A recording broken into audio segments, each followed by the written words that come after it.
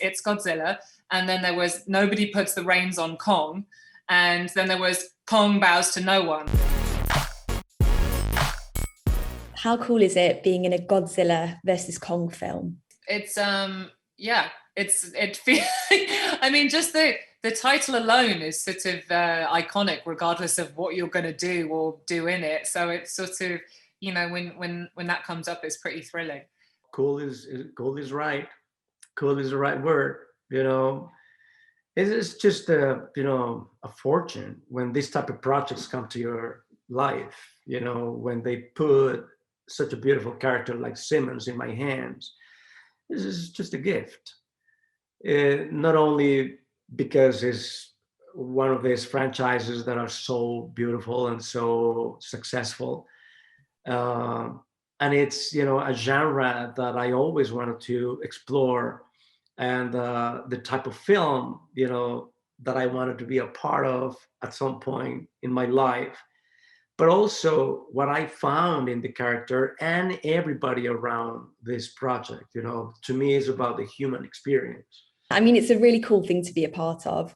There's so much hype around this film, and there's so many different fan theories with alluding to what could happen.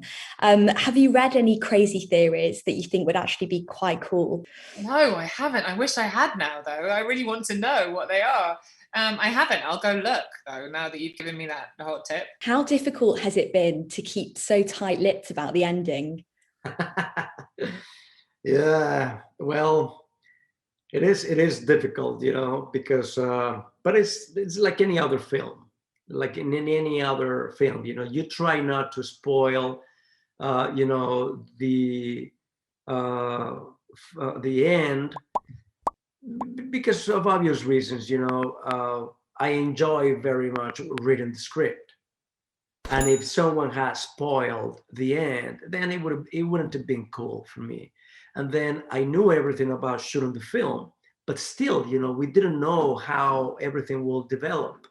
And then watching the film, that's another big surprise, because you never know how it's going to be put together.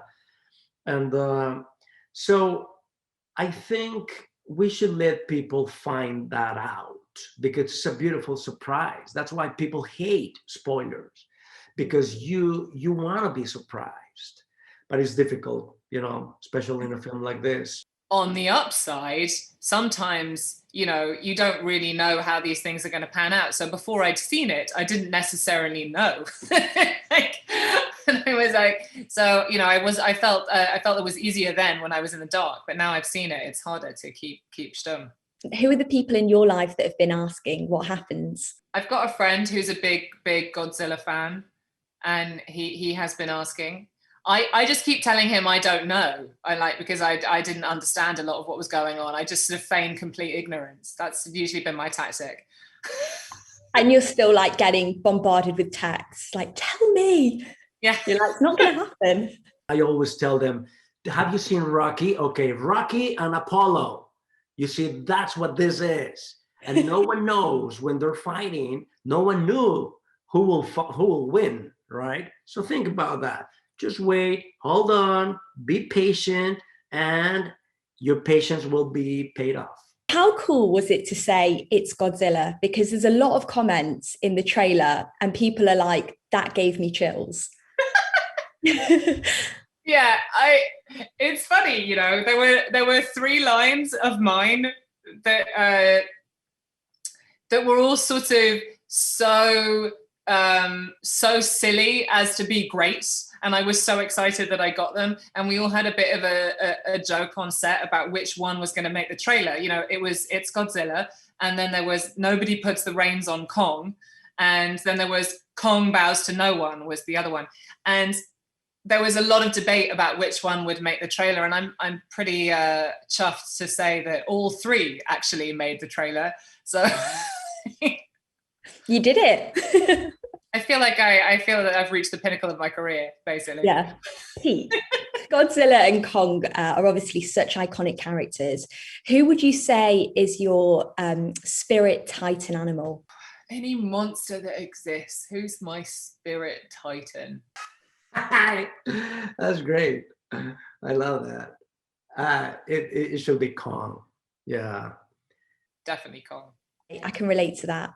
You know, he's emotional. Exactly. He's got heart. Yeah. Honestly, I was welling up during the film just looking at him. He really gets you. I know. You and my mother-in-law. My mother-in-law's got a genuine crush on him. She probably isn't alone there. I bet there's No, I loads bet of she people. isn't. Oh, yeah. Now that you've said that, I can kind of see it. Yeah, there you go. See, I don't know what My I've started. secret crush. You've started something now. Although there's a lot of theories that they say that we come from lizards, right? Well, nah, actually we look more like Kong, right? But he has feelings, and you can see his feelings through his eyes. That's probably why that's my spiritual animal. Yeah. When I interviewed Alexander Skarsgård, he told me that he loves a few drinks. Did you manage to have a few drinks on set with him? Oh yeah, we both love a few drinks, so you know there was definitely that. So bit of partying. Like, is he a good dancer? I'm trying to remember his dancing techniques. If I've ever seen him dance, I have seen him dance. He holds it together. You know, he holds it together for an extremely tall gentleman. Yeah, I'm an actor, so yeah, we love drinks. We drink. But the crucial part here, and that's why I love Drunk. Have you seen Drunk with Mads Mikkelsen? I haven't. I have to add it to my Danish list. film. Oh my God, you have to see that. The right amount of alcohol is good for your system. Everything goes wrong when you exaggerate, so don't overdo anything. But yeah, a good whiskey, oh my goodness. You can even feel the decompression, when you get a shot of whiskey, you hear in your system going, it's automatic.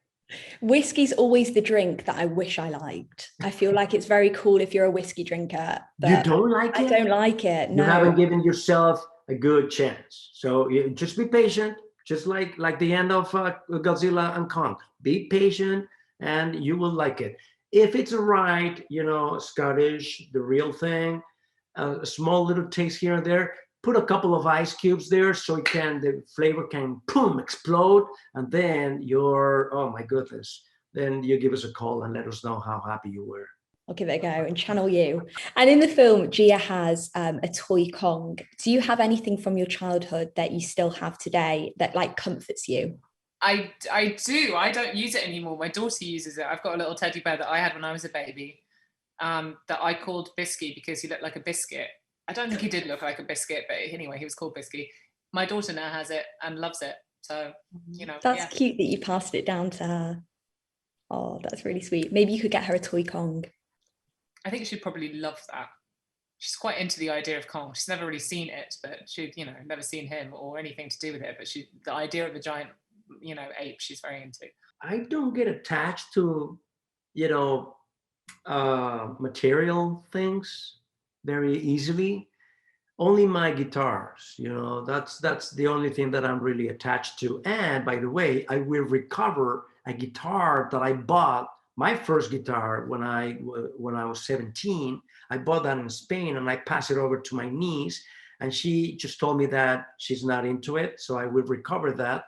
That will be the oldest object that I have, that I will have when I have it. Obviously, Godzilla and Kong, they're not there as you're filming. What are you hearing as you're filming those scenes? Like, is the director making weird noises? What is going on? I don't know. I wish I all I can say is that you have to imagine a lot. That's the key. That's a key element in any actor, imagination. But especially in this type of films, this type of genre, this type of films, you have to imagine many things that you don't see.